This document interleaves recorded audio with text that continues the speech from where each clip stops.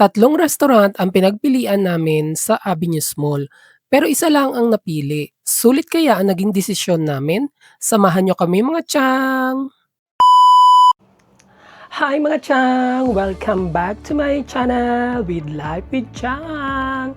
So for today nga ay lalabas kami kasama ko si Anshu May at Aura May dahil nga isi-celebrate namin ang birthday ni Aura May today. So samahan niyo kami mga tiyang! Ayan mga chang, so dinaanan ko muna si Anshu May at Aura May. Ang fresh na Aura May at napaka-fresh na Anshu May. Bagong polo niya, nawala na yung plain black niya. Masyado nang gamit. So, biyahe na namin papunta sa pinakamalaking mall dito sa Kuwait. Walang iba kundi Avenues Mall. Kasi doon kami kakain sa food court. Charis!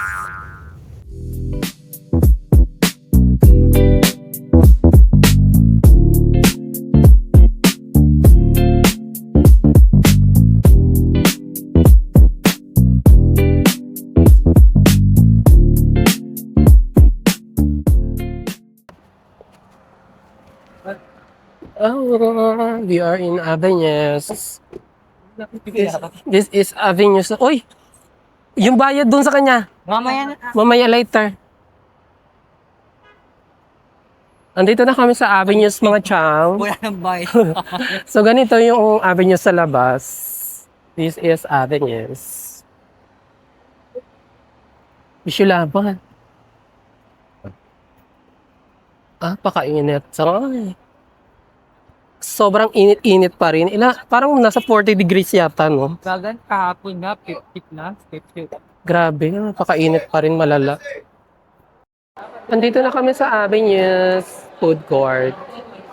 So, ayan mga chang. So, nandito na kami sa Avenues. Nandito kami sa area ng Grand Avenues. Napakadaming tao. Kasi nga weekend ngayon, so Friday. Yan, wala silang pasok. So, ayan. Lahat sila nasa mall. At dahil nga summer, sobrang init sa labas, mostly ng tao, sa mall sila namamasyal at pumupunta. May titingnan kami na Japanese restaurant. Masyalo dito. Ang ganda pang Miley. Ano ba yan? Arabic restaurant? Hindi masarap. Parang Arabic resto eh. Pero very aesthetic yung ano nila. Ha? Mga dahon-dahon. Masyalo yung ambience. Ayan yata. Check natin. Pwede naman natin i-check yung menu. Doon yata yung Japanese. Shala yung gaya tsura. Shala naman yung mga dito eh. Ayun steak. Kasi tingnan natin yung menu. Ayun yan yung Japan. Ayan. Dito kami sa second floor ng sa taas to ng Texas Roadhouse. Ito yung sinasabi ko. Una naming chinek itong Japanese restaurant. Napatingin kami sa menu at sa totoo lang, ang daming tempting na choices. Mukhang okay naman yung food at sulit din ang mga option nila. Pero napaisip kami, parang gusto naman namin subukan ang ibang cuisine ngayong araw. Kaya hindi muna kami nagdesisyon at naglibot pa kami para maghanap ng iba pang pwedeng kainan. Sunod naming chinek itong Arabic restaurant. Maganda rin ang selection nila at ang presyo. Masasabi kong pangmasa at budget friendly. Pero kahit okay ang menu, parang hindi talaga namin feel kumain ng Arabic food noong time na iyon. Alam mo yung gusto mo lang sundin kung ano talaga yung cravings mo. Kaya after mag-isip at ikutin pa ang ibang option, bumalik kami sa isang restaurant na una na rin naming napansin habang naglalakad kami. Parang sobra yata yan sa 1 kilo. Check this one. Two? Kailangan to. Ha? Di more than yan? More than 1 kg. 1 kilo. Baka 40 na yan. Spices, black pepper, so all. Okay rin na po. Go.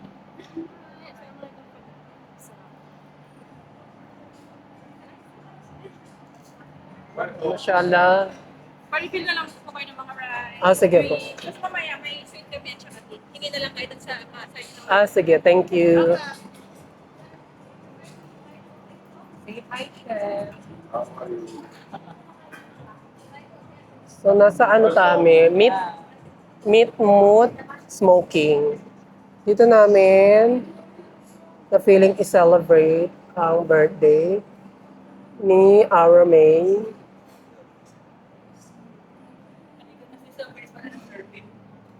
Luto na kasi. Meat mood.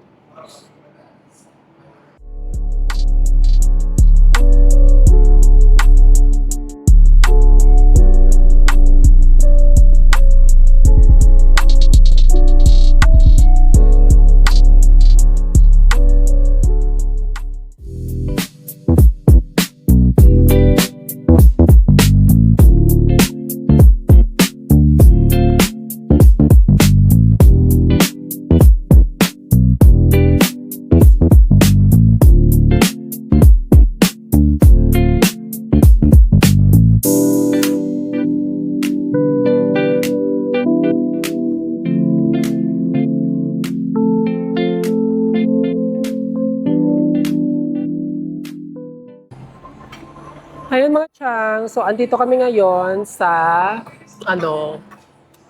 ayan, Meat Mood Smoking.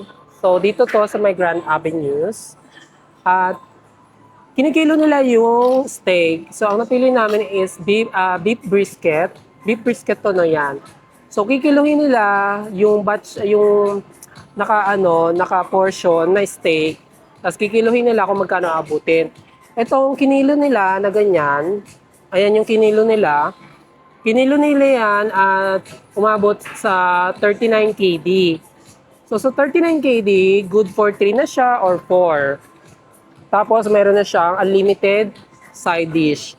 So ayan yung mga side dish niya. Ano yata yan?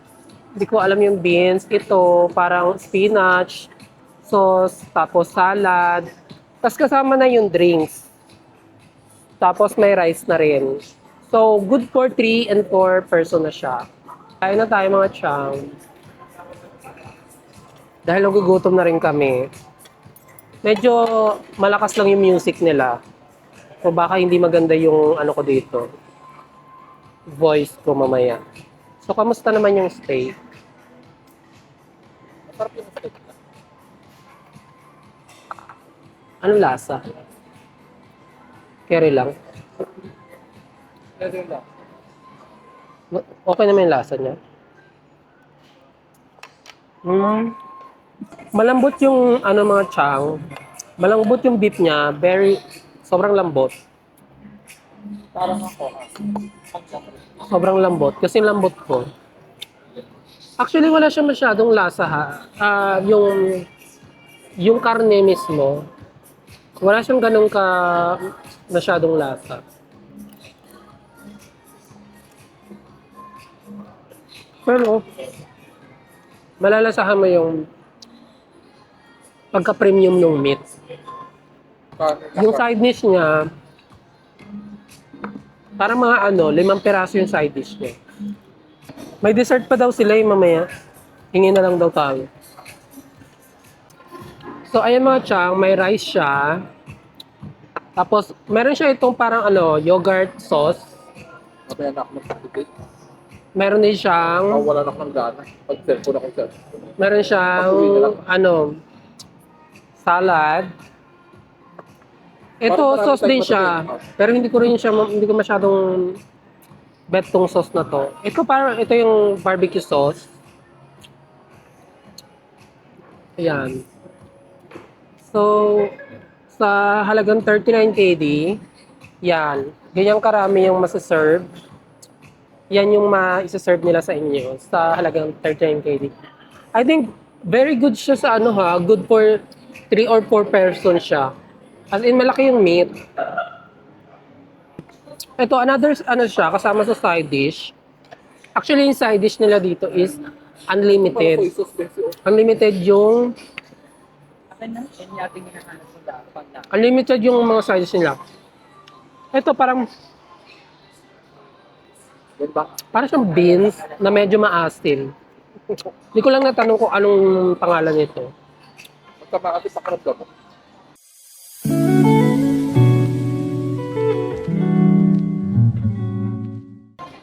Pero, Yung salad nila, 23. pipino, tsaka kamatis, 23 tapos lemon. Ayun na siya. So itong meat moot, ano siya, parang yung Meat mo pag-picture na kambing mo. meat moot, parang yung concept niya is inspired siya sa Turkish restaurant. I think yung ano niya, yung ano niya 39 KD na babayaran nyo. Good for 4 to 5 persons siya. Kasi ito, medyo busog na kami ha. Ayan. Oh, ang dami pang natira. So, good for 4 and 5 persons siya. I think yung 39 KD, sulit siya kung 5 kayong kakain. Pero kung 3 lang, for me, hindi siya ganun ka sulit. Pero may take out naman yung matitira. Kaya, hindi pa rin naman lugi. Parang worth it pa rin siya. For me, okay yung meat. Premium. Malalasahan mo na premium yung meat. Pero wala siyang ganung kalasa. Ang malalasahan mo lang sa kanya is salt and pepper na lasa lang. Pero meron naman siya mga sauce na barbecue sauce. Yan, pwede nyo i-dip sa barbecue sauce para mapampadagdag lasa. Yung brisket ko, i-double check ako ngayon kasi may update kasi. Kada dating namin may update siya. Sometimes po sa Australia, sometimes po Russian food. Great double check. Yung brisket ko, South Africa po siya galing. South Africa. So, finish na po ito. Tapos na nga kami kumain at meron din silang parang dessert. So, complimentary dessert and tea. Ayan. Ayan yung nila, dessert. Maliit na hiwa lang naman siya. Tapos tea. So, tikman natin kung ano yung lasa.